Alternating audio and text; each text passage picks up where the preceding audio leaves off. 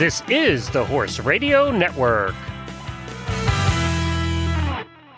This is episode 62 of Retired Racehorse Radio on the Horse Radio Network, brought to you by Kentucky Performance Products and Cashel Company. Retired Racehorse Radio is your guide to the adoption, care, and training of the retired racehorse, brought to you in cooperation with the Retired Racehorse Project and New Vocations Racehorse Adoption Program. In today's episode, we speak with retired racehorse trainer Ashley Francese as she comes back with several blue ribbons from the National Standardbred Horse Show. Our RRP Spotlight Rider is Danielle Palermo-Clark, and she joins us to share her experience in pinhooking to get her makeover horse. And of course, fan favorite Leandra Cooper jumps in with another tip and introduces our Adoptable Horse of the Week. So stay tuned. And Jamie, it's an extra special week because we announce our 500 Instagram follower giveaway winner today.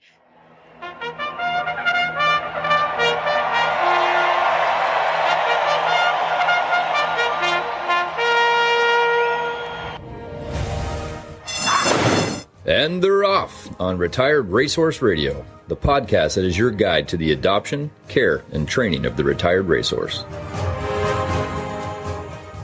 Thank you guys so much for following us there. Yes. And our listener of the week and winner of the fabulous box of crap is Alexandra Kerr at ILX Kerr. If I pronounce that wrong, I'm so sorry. IALEXXKERR.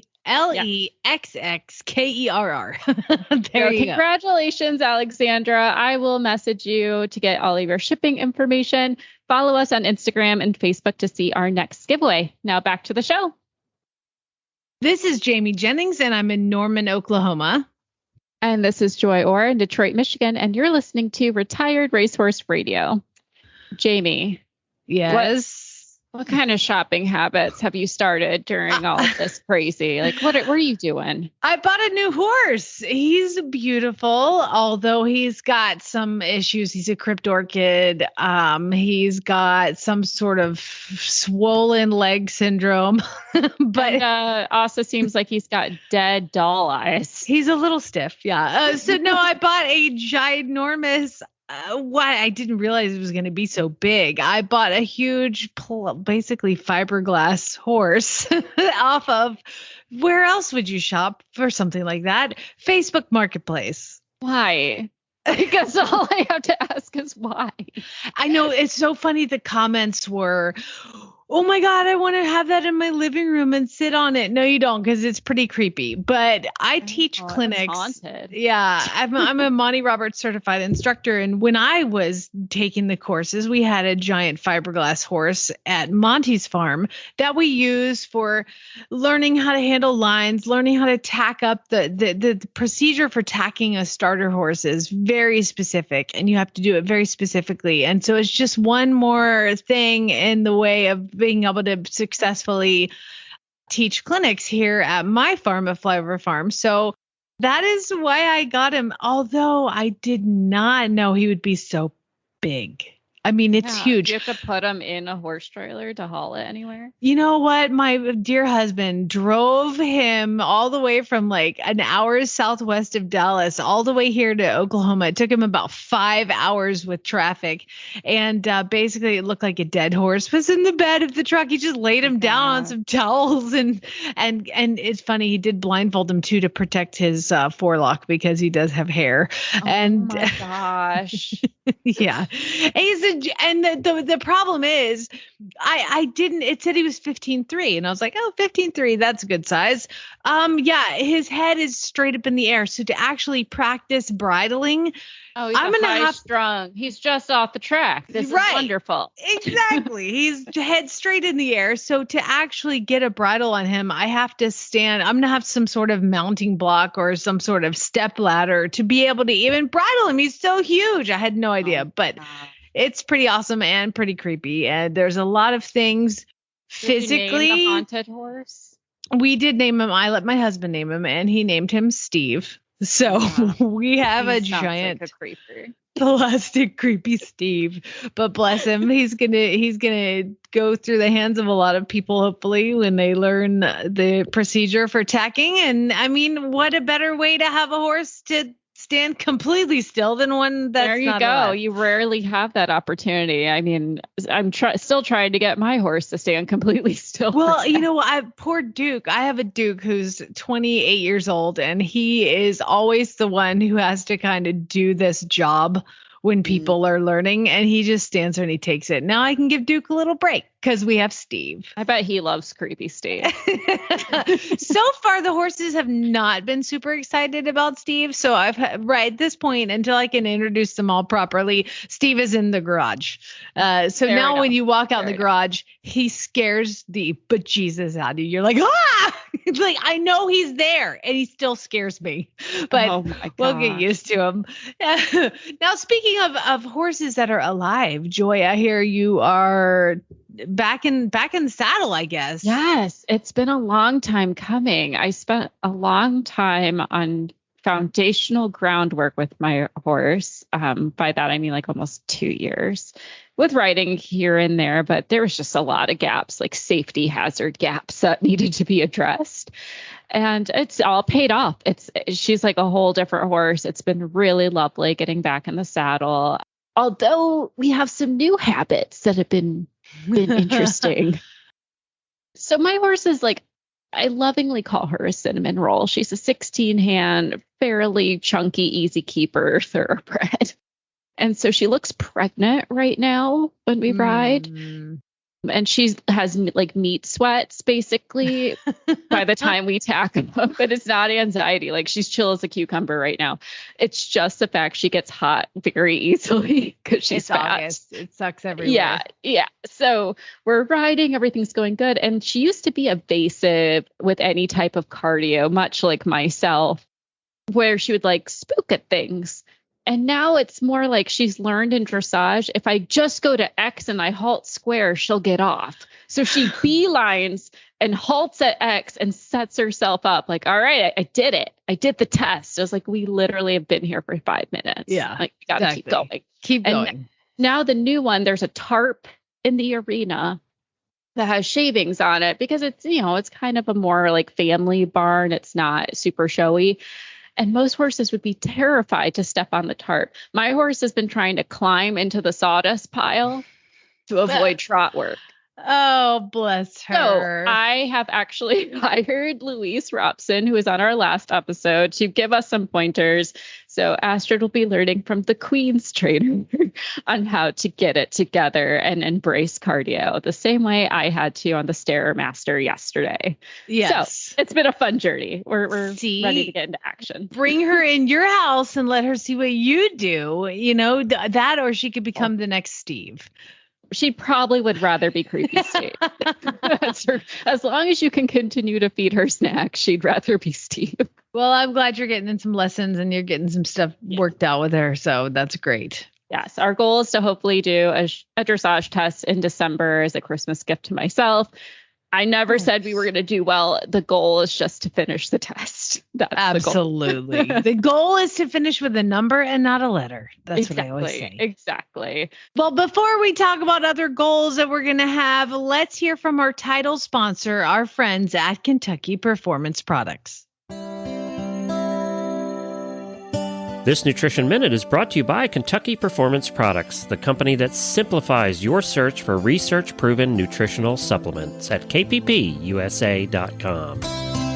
The horse that matters to you matters to Kentucky Performance Products. Managing horses can be challenging. Each horse's personality affects the way he behaves and reacts to the world around him. Horses with certain dispositions can be at higher risk for developing health problems than others. High-strung or excitable horses are easily stressed, but so is the timid, quiet warrior. Stressed horses are more likely to develop digestive upsets that lead to colic, diarrhea, and ulcers. Nalox Advanced was specifically developed to support a digestive tract that is under stress. It sustains proper pH levels, reducing the incidence of ulcers and hindgut imbalances, while simultaneously supporting the healing of damaged tissues. Nalox Advanced supports the complete digestion of starches and sugars and sustains populations of beneficial bacteria. Make life a little easier on your sensitive horse and start him on Nalox Advanced today. To learn more about the ingredients in Nalox Advanced, visit Kentucky Performance Products at kppusa.com.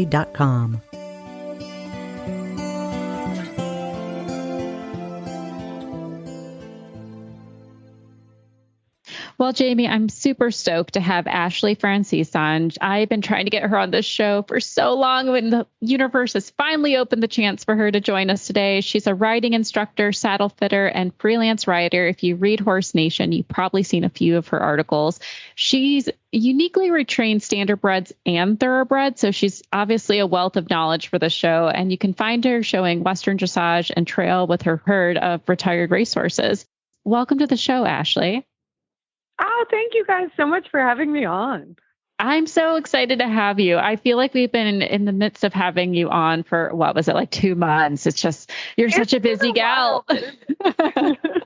Yeah, that's totally fine. Oh, well, thank you so much for taking the time to join us today. I would love to know, where are you calling us from? Where are you working out of?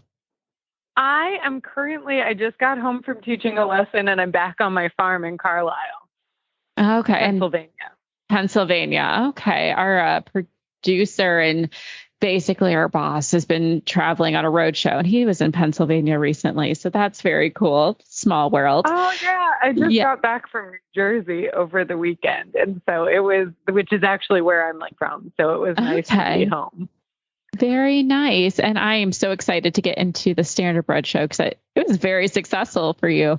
But before we jump into that, I'd love to learn a little bit more about you and introduce you to our listeners. So tell us, how long have you been training retired racehorses now? I believe this is 16, 17 years, I think. I've been working with racehorses for a really long time.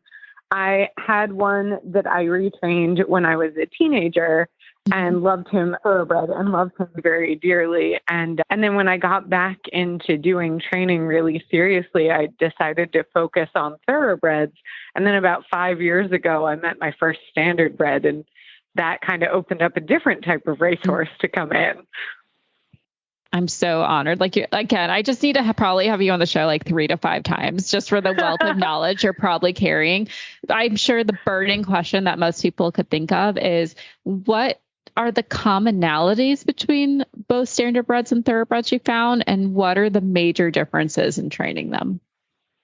So one of the most basic commonalities is that when you first go to ride them, they're both very kind of forward-minded breeds, and they're not used to having somebody stand on a mounting block and make them stand still. And so they're very let's just go. And so usually I do a lot of work really early on with both breeds to get them standing quietly, especially at a mounting block, so that I can get on and off without having the horse disappear 2 seconds later, just to kind of work through that whole process, because it's something that they don't do a whole lot.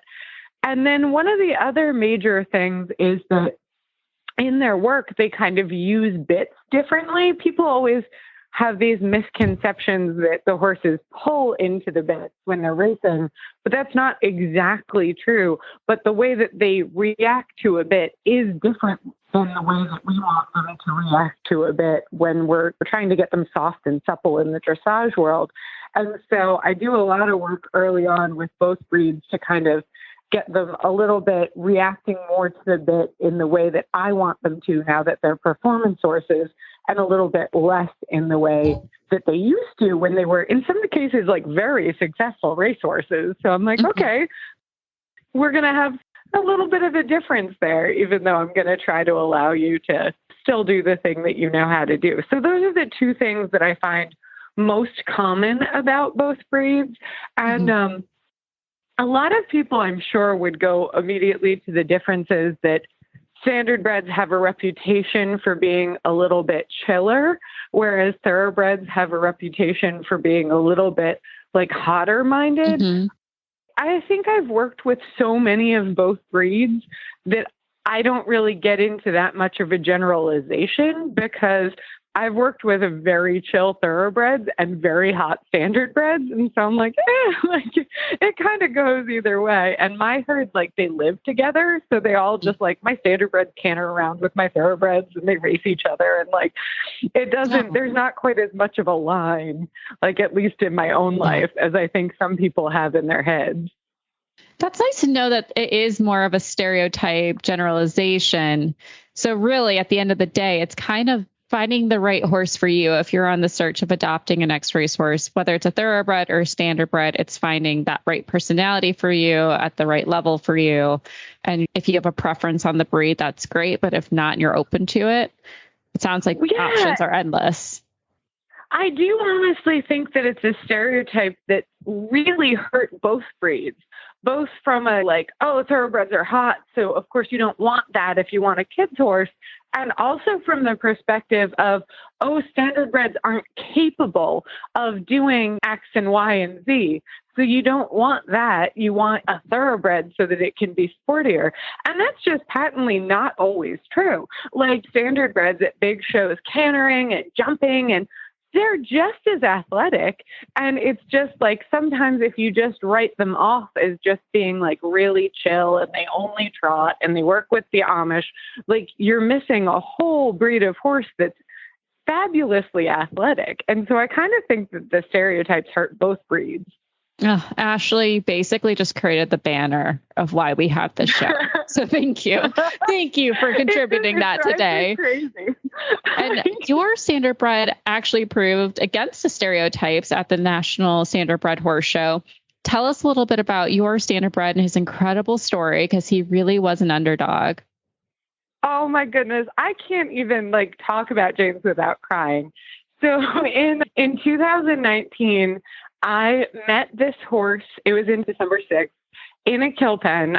My standardbred had passed away. I had an older, kind of not very sound standardbred that just did trail lessons. And he was the best horse and I loved him. And he had been pulled from a kill pen, and then the people who got him didn't want him. And eventually he wound up with me. And so we were getting near Christmas and I was feeling kind of sad about losing him. And I was like, well, there's a bunch of horses in the kill pen and I'll do something positive. I always like to pay it forward. So I was like, I'll do something really positive and I'll go in and I'll help my friend who does quarantine get pictures and get horses sent to the SRS and through the Full Circle program and things like that. And so I went to help her. And we climbed up. There were several of us there. We climbed up on the gates and started calling numbers of horses to see who was on the list. And this horse 503 kept appearing in front of me, again and again. And I kept calling number 503, and she kept saying, he's still not on the list.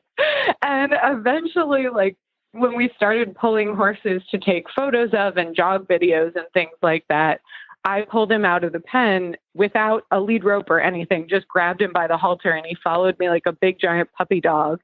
And eventually I just put him on the trailer, and that was it. And so he went to my friend's house for quarantine that night. And then I broke him to ride in January. So around mid-January, and he did the PA Horse World Expo in February of 2020 with 10 rides under his belt, and was incredible. And then earlier this year, we got asked to do this video series called The Road to Nationals for the Trot channel. And I was really terrified. I think I even told you that. So yes, we did talk about it when you first got started. I think we definitely talked about that because he isn't a show horse. I had taken him home and I had turned him into a really nice trail mount, and he had turned into this really cool kid's lesson horse, but he wasn't a show horse. He hadn't done any shows.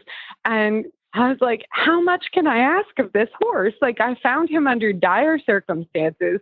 He's been perfect. And can I really expect him to do this? And then I started doing virtual, standardbred only shows with him.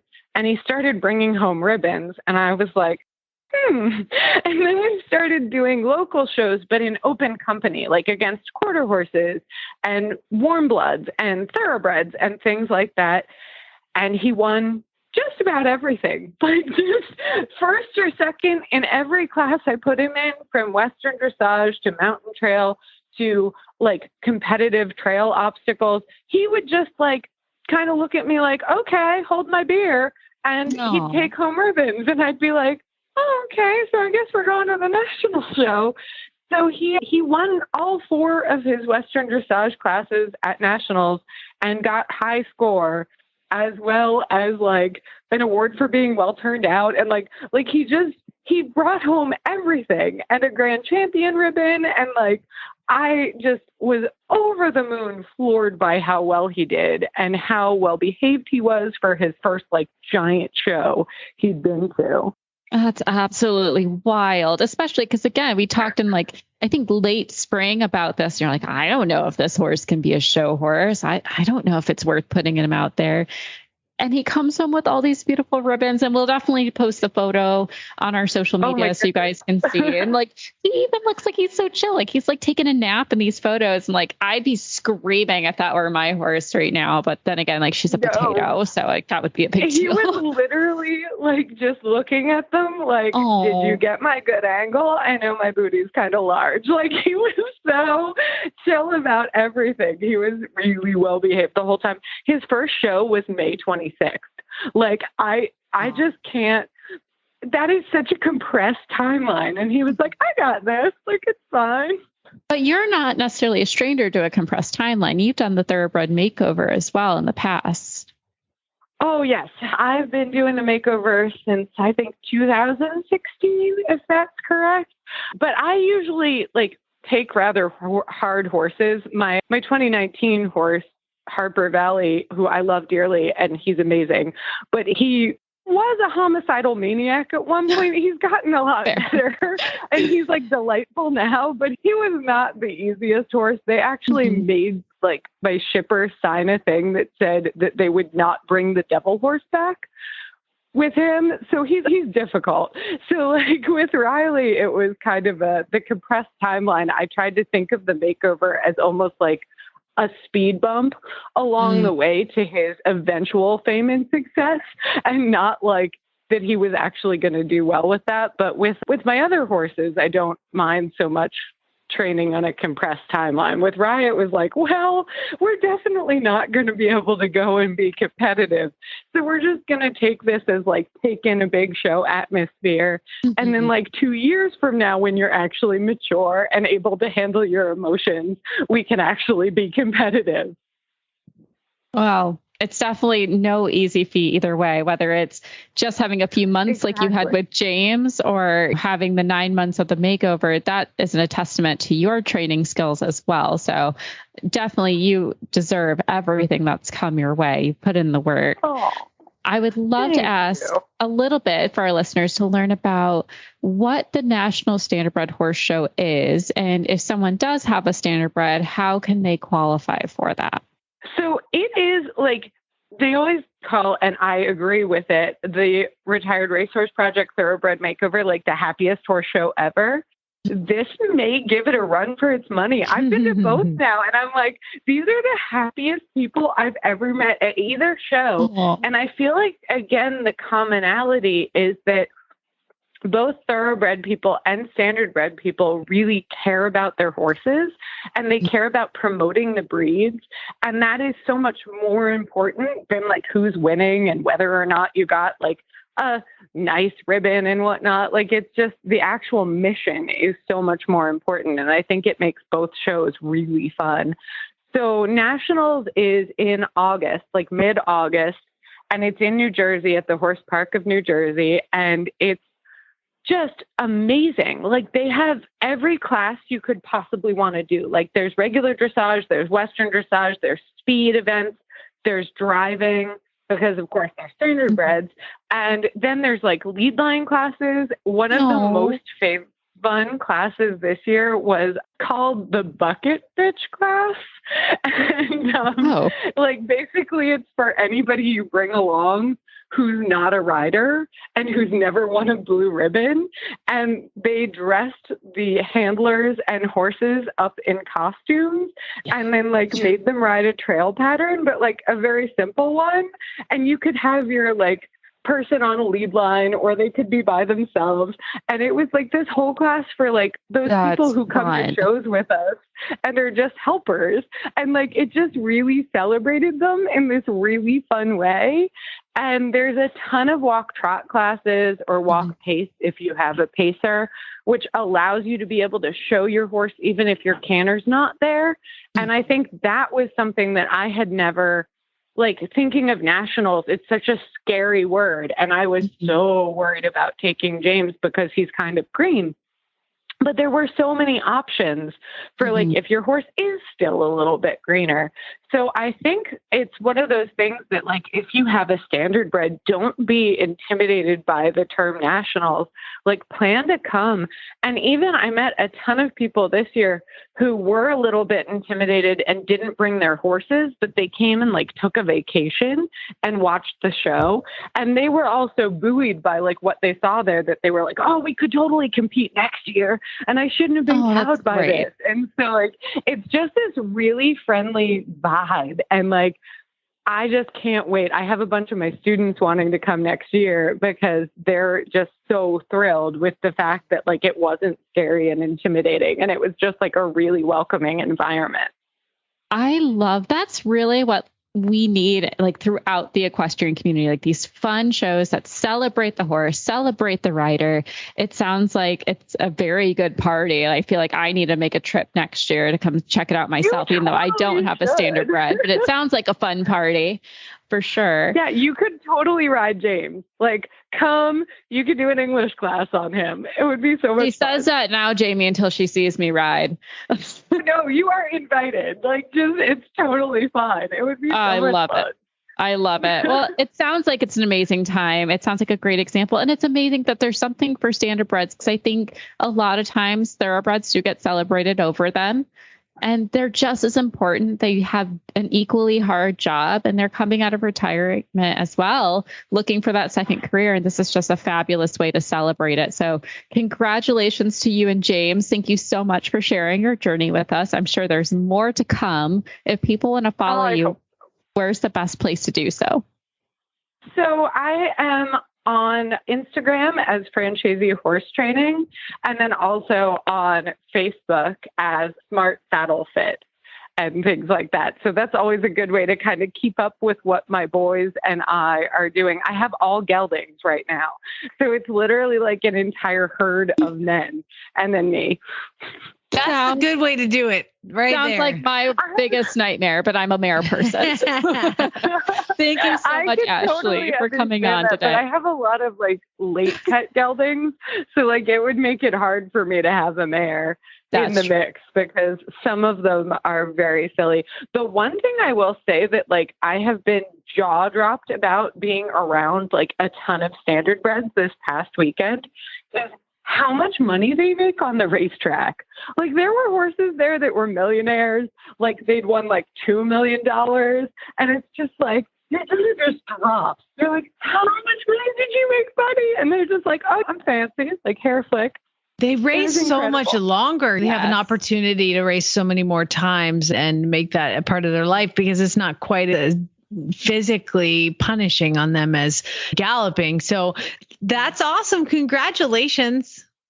Oh, thank you. Yeah, Ashley. It was so cool to kind of see that like in person. Like, I'm like, oh, you're famous. Hi, buddy. It was just so neat. Definitely, if you want the opportunity to ride a $1 million horse, try out a standardbred, you can contact Ashley and she'll set you up. Oh my goodness. It's true. Like, it's crazy to just think that they make that much money. Amazing. Well, thank you so much, Ashley, for joining us today. We'll be following you and James as well as the rest of your herd, and good luck on your next endeavors. Oh, thank you guys so much for having me on. Have a lovely night. You too. Jamie, the end is near, but we're not quite at the finish line of fly season yet. Gosh darn it. But it's okay because we have Cashel Company, and Cashel Company line has everything you need for you and your horse to stay fly free and comfortable this summer. With the Crusader line, there's fly masks, fly sheets, and fly boots. It comes in an array of colors and styles, as well as sizes from your mini to your draft. There's something for everyone in there. And it's an amazing alternative to chemical fly sprays that are expensive and don't last that long. So don't forget to check out Cashel's Quiet Ride as well to enjoy those long summer hacks. And yes, mosquitoes are out. You need this if you're riding in the evening. Get the Cashel Quiet Ride line. It'll keep the flies and mosquitoes from ruining your ride. There's something for you. You can have the helmet cover so you're not getting them in your eyeballs like I do. It's the worst. And then also for your horse to keep them fly-free and happy as you ride along. So treat you and your horse to some fly-free comfort and check out Cashel Company's Crusader and Quiet Ride products today at any of the nationwide authorized dealers or visit www.cashelcompany.com. Our spotlight rider for today is going to be Danielle Palermo-Clark, who found her love for thoroughbreds after interning at a Kentucky breeding farm, and she's galloped racehorses. And then she's going to be in this year's Mega Makeover. Hello, Danielle. Hello. Thank you Happy to so be here. much for joining us. We really appreciate it. Let's talk a little bit about your makeover horse, because the way you acquired him or her is a little bit different. So tell us first about yourself. Where in the world are you? Sure. Well, currently I'm in Michigan. I now sell commercial insurance. I miss my family, but I kind of did the thoroughbred thing for 10 or 12 years before moving back home. But since it's not a very strong industry in Michigan, I kind of had to take a different path up here. Yeah, So it's that's nice to be able to when pay for your horses, isn't it? Mm-hmm. Yeah, yes, definitely.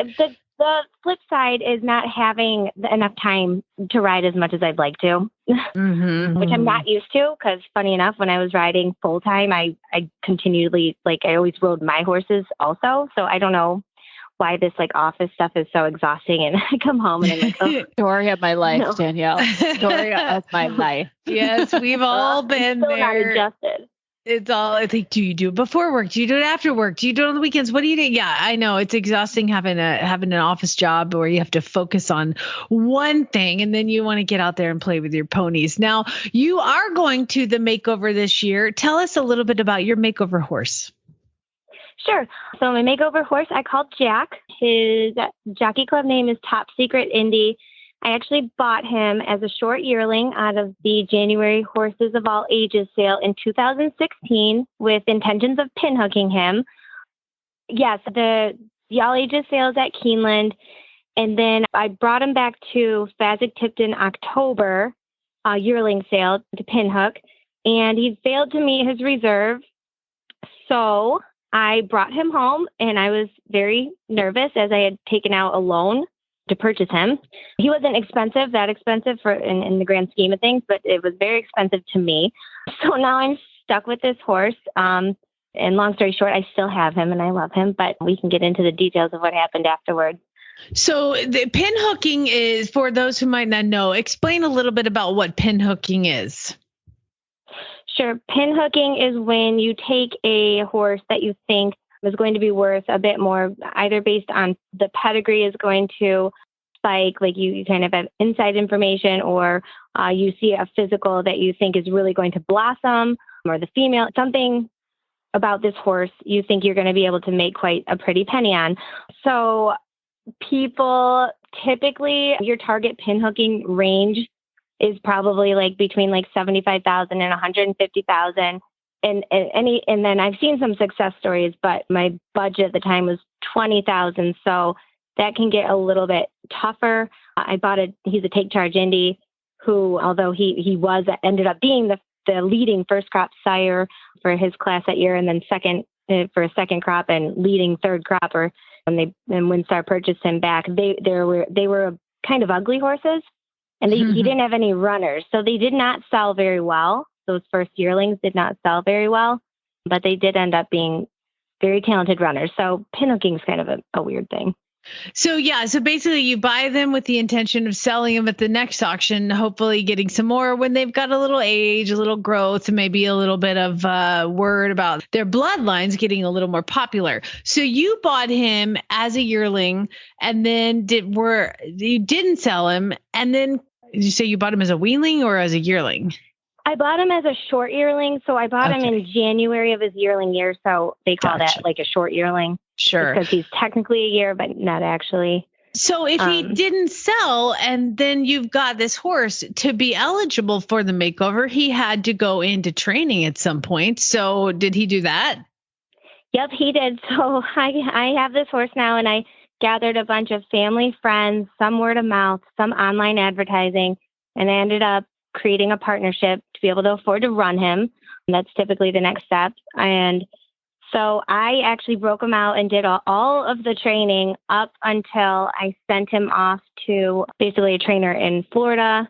That didn't really work out. And then I ended up sending him out to California, where a good friend and ex-coworker of mine, Reed France, did a phenomenal job with him. So he started his 3-year-old year. He raced 3, 4, and 5. Although between those 3 years, he only raced 7 times. We were very diligent about giving him time off when he needed it. I was always really proud of our partnership as far as putting the horse first. So it stunk that we didn't get to experience that many races, but we definitely had fun and we took really good care of our horse. And I think that's important. Well, obviously that shows if he's now in training for his second career, what is that? Well, I don't exactly know yet, but my husband and I team rope. So he's not going to be like a team roping horse. He just he has the power, but you need to be so quick on your feet, and it's really hard on him. And typically the closer you're out of the ground and the more you look like a quarter horse, the better you will be at team roping. But I have been roping the dummy with him. So I'm entering the ranch horse class and extreme trail, but he needs quite a lot of rides. I hope we come ready. I've really been dedicating myself to putting the time in lately, but it kind of got away from me. I did jump him the other day just for fun, and I'm shocked that he can jump. I didn't think he would, and he can. So I don't really know. The sky's kind of the limit. He's just kind of like a fun horse to have around, kind of a play day horse. So whatever he can do and likes to do, we will do, basically. So you got plenty of time. You got 2 more months. You'll be fine. Yeah. What? Girl, you're crazy. I did the makeover and it was like afterburners, but my horse was quite difficult and came from a pretty bad situation. But it sounds like yours at least has been in good hands his whole life. So you might be fine. Okay, that makes me feel so much better. I'm like, I think I can do it, but I follow the Facebook pages and everyone's doing so much. And I'm like, oh my, and I entered as a professional real. because they only put highlights. It's not real. Listen, Danielle, Okay, when I got my horse, my makeover horse, I found him at Horse and Hound Rescue, and he qualified and he'd had like 2 races. And then I go to take him home and it was a cold day, and I get him home after working quite a bit to get him loaded, and he is sweating buckets. And it turns out he had never been loaded without dorm. He had never had his feet trimmed without dorm. The first time we went to trim his feet, he fell over. Like, thank God we were outside trimming. It was just so there, so we had a whole bunch of really difficult things. And to make your point, I'm like literally trying to get him to trot a straight line, and people are like, look at my makeover horse. He's jumping 3-foot courses, and you just want to like winning shows and stuff. And I'm like, oh my God, I got to get this horse off the farm. Yeah, exactly. So basically I just started taking him everywhere just to get him to where I would take him in the trailer every day and drive a mile and then come home just to get him okay with trailering. Because I was like, if I go to the makeover, that is 12 hours. He will die in that trailer before we get there, because he has so much anxiety. So you just take what the horse is telling you and you just figure out one thing at a time.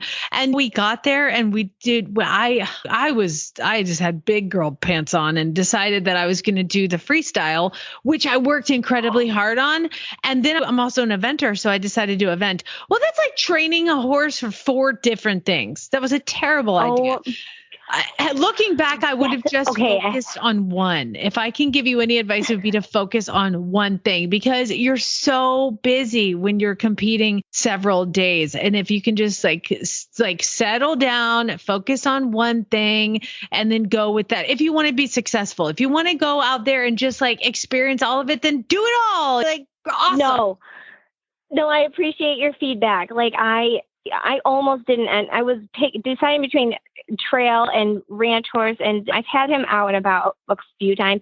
The one thing that's on my side, and you've made me feel so much better because it sounds like you were in a similar situation. And the one thing I can say about this horse, he's the coolest dude ever.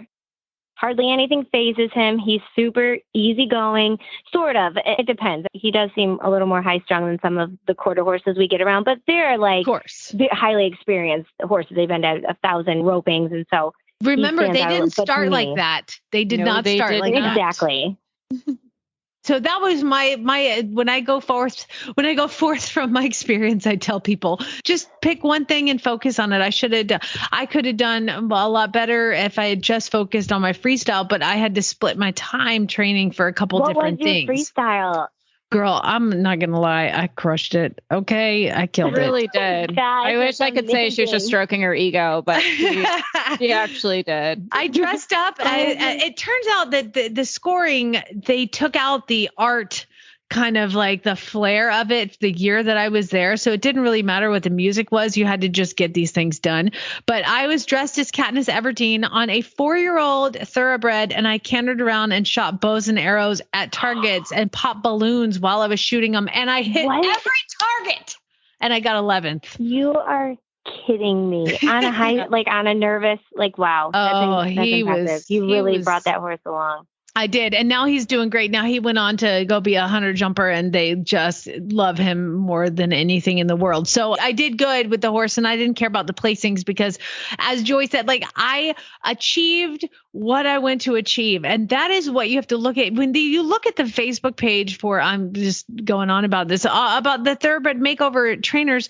Those people are all posting the good stuff. And there's about 5 people that continually post good things. There's about 600 other people that aren't posting because they're you and I having disasters. Feel better. So just get there, do it, have fun with it. Just do right by your horse, which sounds like you've always done, and enjoy it. You're gonna crush it. I can't wait to follow along with you.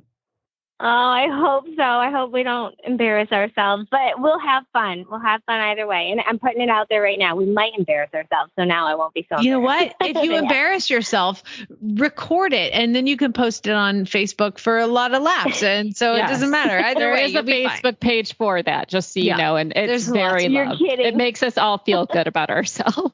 So look up Shite Eventers Unite, which there's also. I follow that page. It's absolutely So you can always have your celebrity moment there if everything hits the fan. But I'm sure you guys will do just fine. It's all about the journey at the end of the day. Exactly. Yeah. Well, girl, we wish you the best of luck. Good luck. Congratulations on getting this far and getting him and doing right by the horse that you attempted to sell and didn't sell and kept and raced and made a partnership. It's like a movie. They just made a movie about this. Mm-hmm. Oh, I love that. That Dreamer movie is so cool. They even bred the horse. They bred that horse. Like, I know. It's that extra step of anxiety and chaos. Like, good on Jen. It's awesome. All right. Thank you, girl. We wish you the best of luck. And where can people follow along with your journey? I do post it randomly every now and then on my personal Facebook page. So just my name, Danielle Palermo-Clark. No hyphen between Palermo and Clark. And I do post occasional updates of Jack and I. So, well, good luck to you and Jack. We'll be cheering for you. Awesome. Thank you guys so much. Have a great night. You too, Danielle.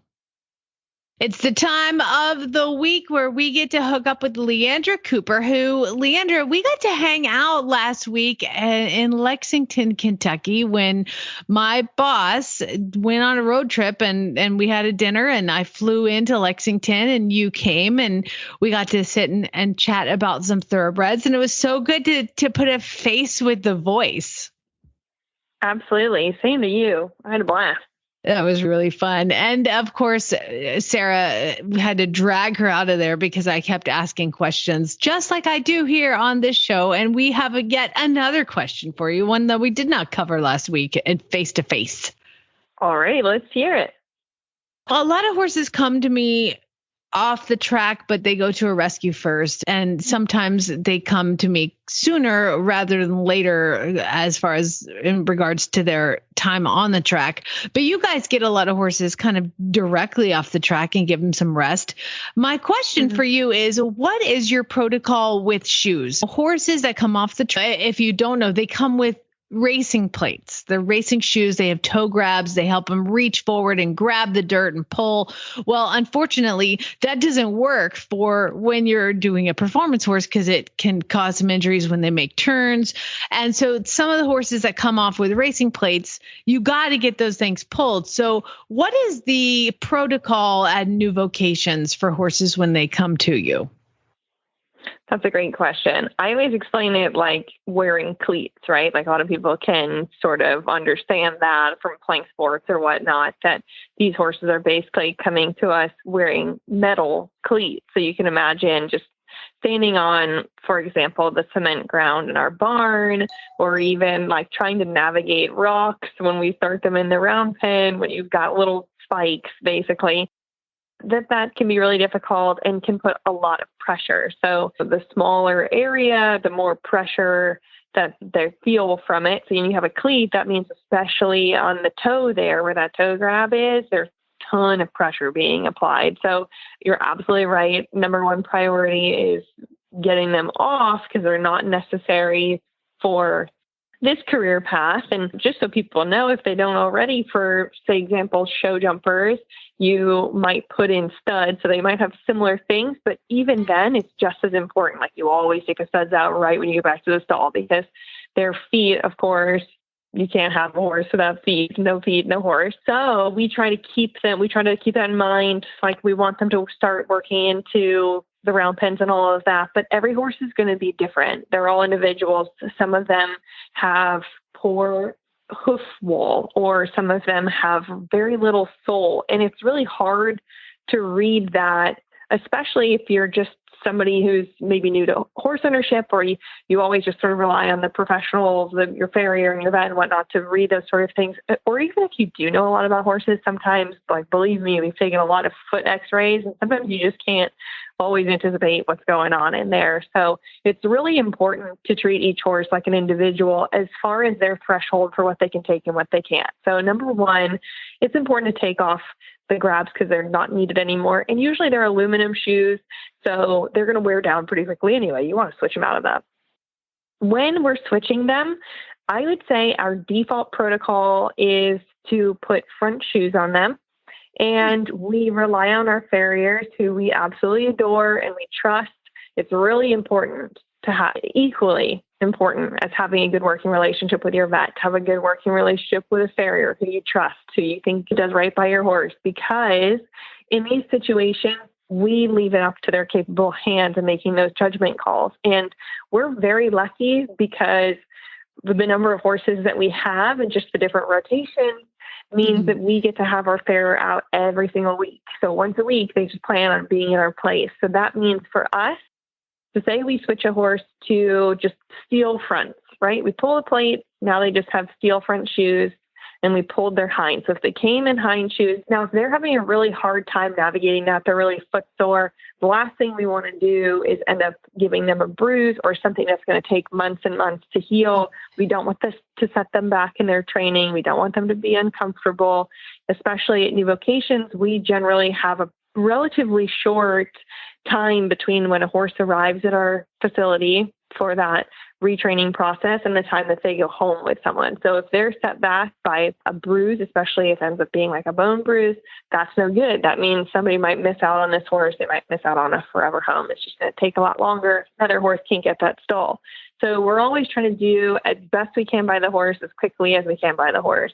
And that means that sometimes when the farrier comes back next week, we say, hey, this guy is struggling. Do you think we should put hind shoes on? And in that case, we do. The only horses who are barefoot are the ones, for the most part, who are kind of the exceptional cases. And that generally happens when a horse has had a good deal of time off the track already. So sometimes we'll get horses who are coming from layup facilities, and maybe they come to us and they need more time.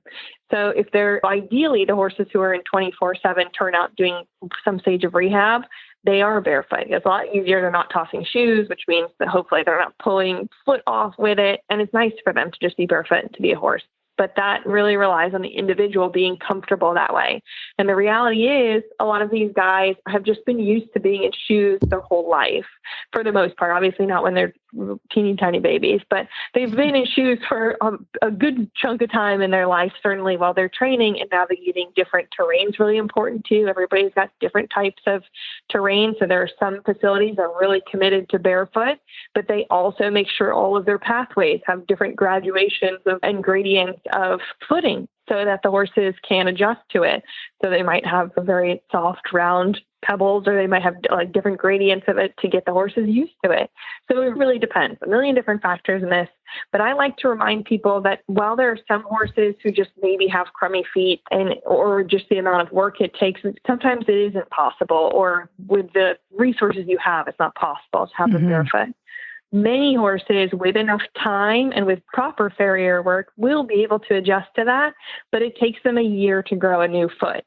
So the foot you're working with, especially if you're planning on working with them in a shorter time frame, you really have to accommodate for the individual. There's no cookie cutter plan that's going to work for everyone, but for the most part, we do pretty well just removing the plates and putting them in front shoes and leaving them barefoot behind. But you also have to keep in mind that they're also still building up their hind end muscles, because we're asking them to shift their balance, especially to rock back and all that sort of thing. So they might be struggling a little bit more if they're used to being in shoes. So there's just a lot of things to consider, but there are a lot of different options. And number one tip is just make sure that you are working with a farrier who you trust and know and can work with well. And it's just, so basically each horse is its own individual is what you're saying, basically. Yeah. And trust your farrier. Yeah. Definitely trust your farrier. We'll have one that you can't trust. Hopefully that's the case. Yeah. And now see, I'm looking at your adoptable horse of the week, and he has gorgeous legs and gorgeous feet, and he's got front shoes on. So he's one of the ones. Tell us a little bit about Coast. So Coast is really one of those diamond in the rough type personalities. This is a horse who, at just 5 years old, is maturity-wise a much older horse. So he knows what he's doing. He's really confident in everything that he does, almost to a fault, because sometimes you have to, like, the only downside with him is that he does best with somebody who has the confidence to still be able to assert themselves when necessary, because otherwise he'll just take care of you. He's like, all right, we got this. So it's good and bad depending on what you want to do, but he's very easy to work with. But he's so confident that he is willing to sort of take the rein and hold my beer. He's got this. So he's a really neat horse, and that's exceptional. Young horses, a lot of times they're lacking that confidence, especially transitioning to a new career. That's something they're always looking to somebody else to be the leader, and he's a leader. But he's also really kind.